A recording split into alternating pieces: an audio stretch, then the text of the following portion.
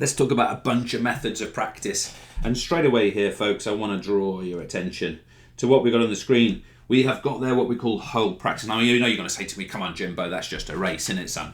But what I'm going to say here is that we can practice in what we might call near transfer. We practice the skills as a whole. Here's what we're talking about. We're talking about coaching an entire skill all together. And we're talking about not breaking into subroutines. So why would we go about doing this? Well, first of all, in the green, it's positive, of course. This is time efficient. If we practice, let's say, a whole swim and stroke, we get lots of work done per unit of time within our practice environment. Think of your limited time you're working with, let's say, school-age children. You guys, for example, you're not children, forgive me, but it means that you get the most out of your practice time, at least in terms of activity. Secondly, it develops what we call fluency. Now, you might want to recall that being fluent was a characteristic of skill, so fluency of the whole thing gets developed. Now, I love this point. It develops relationships, not in that way. Come on, you lot, grow up. It develops relationships between subroutines. Okay, now what we mean by that is that, let's say with the swimming example, you could learn to do the arm action, you could learn to do the dive, the turn, and we'll do that sometimes separately, but when you put them together, it builds the relationship between those parts. Next, it builds the mental picture of the whole skill. So it effectively creates an aspiration, right? It means that we've got the whole thing that's sort of like pictured together. Now, when you folks, and you might already have, when you get through to like Bandura's social learning theory, particularly around observational learning, you're going to find that this is what we call facilitates retention. Okay, so retention means, can you keep hold of the idea of the skill? And of course, if you've seen it as a whole, therefore practice it as a whole, you're more likely to do that. The performers also develop, the green is for positive, remember, the kinesthetic sense. So they develop proprioception, sense of equilibrium, balance. They know when it feels right and when it feels wrong. At least they do once they get used to the skill. Now, there are negatives about our whole practice, of course. So what are they? So the first one, it's super simple. It can cause information overload. So too much in one go. Now that is, again, if you've looked at Thorndike's laws, it's sort of breaking the principle of readiness. The person needs to be physically and cognitively, emotionally mature enough to do that. If we present too much information on one go, we break that principle. Secondly, we find that weaker elements, let's call them the errors, weaker elements not practiced or not refined. So if we've got errors not practiced, so if we've got errors, let's say we've got a sort of a screwed leg kick in our breaststroke technique, we won't ever sort of get to practice that as a whole on its own if we only do whole practice. And the other thing is, it can be physically fatiguing. Okay, so of course this is where we're putting out probably more energy, and therefore it basically breaks the principle of overload, doesn't it? And we can lead to injury or even burnout. So that's our whole practice. What are our alternatives to whole? Because that sort of seems quite intuitive. What might we do instead? Now, you might have seen this gymnast image. I use this quite a lot. So what would a gymnast potentially do with sort of their beam routine? They might do what we call progressive part practice. So how do we do this? We take one part, let's take the somersault, and we isolate that and we practice it on its own. That's the A, by the way. We then take the next part, we practice it in isolation again, and then we add it to the first. So notice A, then B, then A, B together. Then we take the third part, C, practice it on its own, and then we put it together. This is called chaining, and then you can do it in reverse, start with the C and work back to the A. Okay, so that's called backwards chaining. See how relevant it is for routines, trampolining, aesthetic performance like dancing. Really, really crucial. So what is this good for? So it's really good for serial skills, where we get discrete elements and we put them together. Think about, for example, your dance routine. Now, the next word is me just repeating myself. Anything which is our 10 bounce routine, say, in our trampolining, is going to be a really nice example of this. It's really good because it builds relationships, not just in isolation, but it builds relationships between different subroutines, and it does that strategically. That's its aim. So think about, let's say, a floor routine of a gymnast who's got an amazing kind of power and doing amazing tumbles. But this will cause them to link that better because they're working on, it's not just they're doing the A and the B, but they're working on these connections, the actual connection of these things.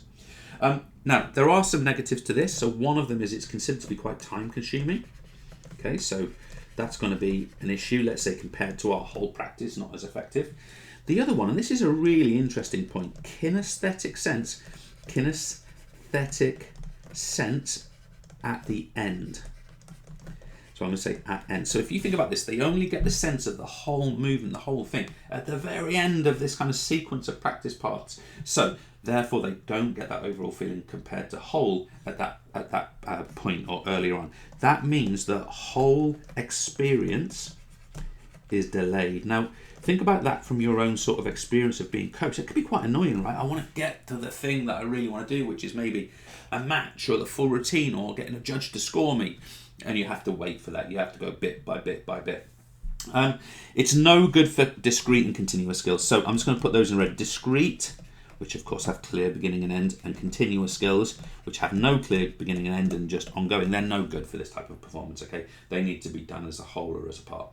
And it's also no good for high organisation. So something that can't be broken into parts because their parts are too intrinsically linked. Let's take cycling, for example. That's no good in this environment. So this is more for low organisation, serial skill type performance. Okay, so there. Can you just notice for me, we are very clearly evaluating here. Notice the positives, the negatives. That's what we need to be looking for.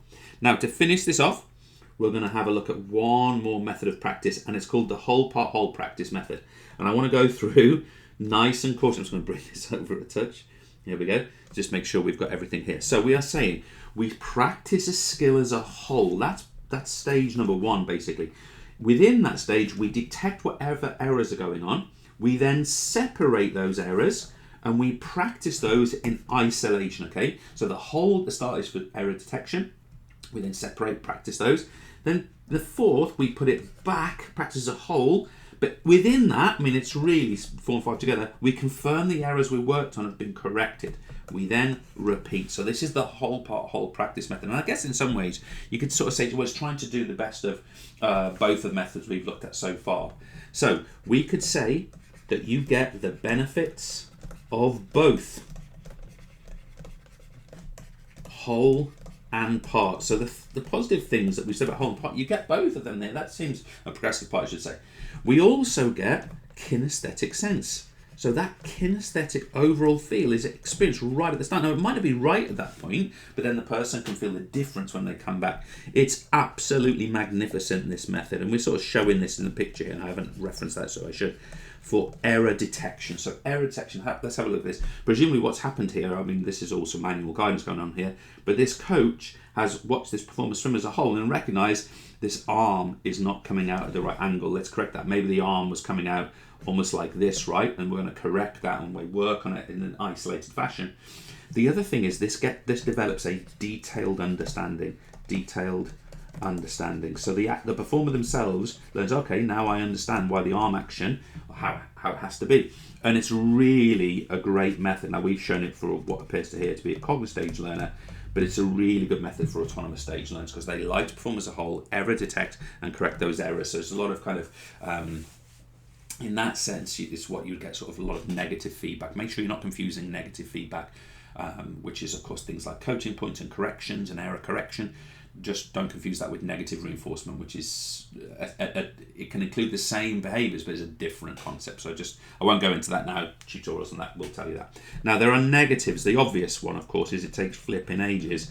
So this is time consuming. Notice as well what's in the picture. One coach, one learner. This is really not for groups because every performer will have different errors. Therefore, this doesn't work very well for groups. And the other thing we'd say here is it's not practical for beginners. And you might be wondering, well, why, Jimbo, have you put a beginner in the picture? Good question. I'm also asking myself that. But it's not practical for beginners. Why? Because, of course, there's going to be many errors to begin with. So we probably want to start smaller and use this sort of a later stage, more in that associative kind of period, perhaps. That's all from me. Methods of presenting practice.